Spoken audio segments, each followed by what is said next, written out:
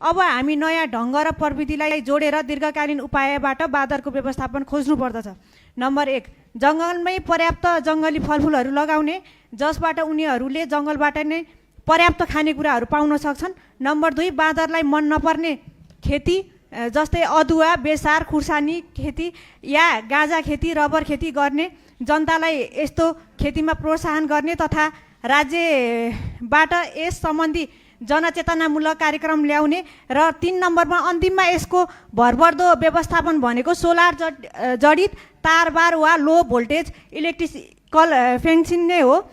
सभामुख महोदय, हाम्रो देश भौगोलिक विविधता भएको हुँदा मधेस र तराई भेगमा तत्काल सोलर जडित तारबार गर्न कुनै आइतबारले पनि छेल्दैन र हामीले एकदमै छिटो नै सुरुवात गर्न सक्छौँ सभामुख महोदय।